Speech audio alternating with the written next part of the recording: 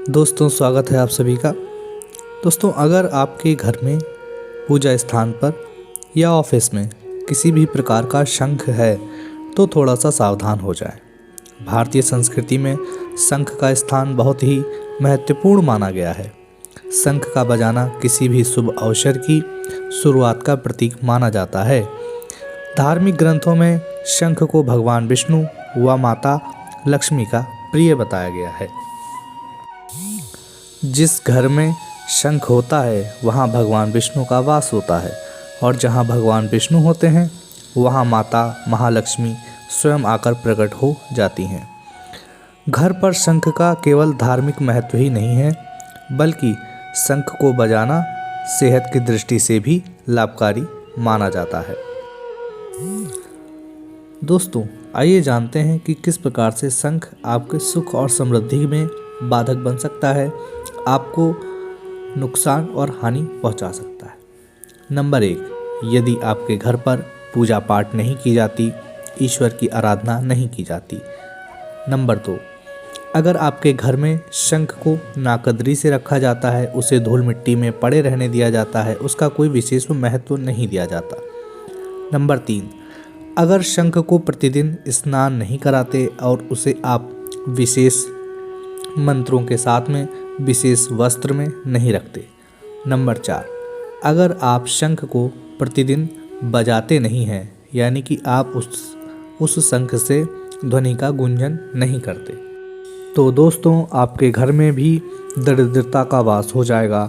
आपके काम धंधे चौपट हो जाएंगे, आपके बनते काम बिगड़ने लगेंगे और आप कौड़ी कौड़ी के मोहताज हो जाएंगे।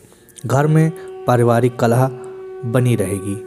तो दोस्तों, अगर आप भी चाहते हैं कि आपके घर पर भी इस प्रकार की परिस्थिति ना आए और आपके घर में भी सुख और शांति और समृद्धि बनी रहे, तो दोस्तों हम आपको बता रहे हैं कि किस प्रकार से आप शंख से सुख, समृद्धि और ऐश्वर्य प्राप्त कर सकते हैं। तो हम यहाँ आपको शंख से संबंधित कुछ निर्देश और नियम बताने जा रहे हैं, जिनका अनुसरण करने के बाद आप अपने घर में रखे हुए शंख से सुख, समृद्धि और ऐश्वर्य प्राप्त कर सकते हैं। नंबर 1, शंख को हमेशा पूजा स्थान पर ईशान कोण में रखें। ऐसा करने से सौभाग्य में वृद्धि होगी। नंबर 2, शंख को हमेशा सफ़ेद कपड़े या लाल कपड़े में लपेटकर रखना चाहिए तथा बजाने से पहले व बाद में गंगा जल या किसी भी स्वच्छ जल से स्नान करा लेना चाहिए या उसे धो लेना चाहिए। नंबर 3, शंख को केवल 3 बार ही बजाना चाहिए और इसे कभी भी सूर्यास्त के बाद नहीं बजाना चाहिए। नंबर 4, भगवान शिव की पूजा में कभी भी शंख नहीं बजाना चाहिए और ना ही अभिषेक आदि में इसका प्रयोग करना चाहिए। भगवान शिव की पूजा आराधना में शंख का प्रयोग वर्जित माना गया है।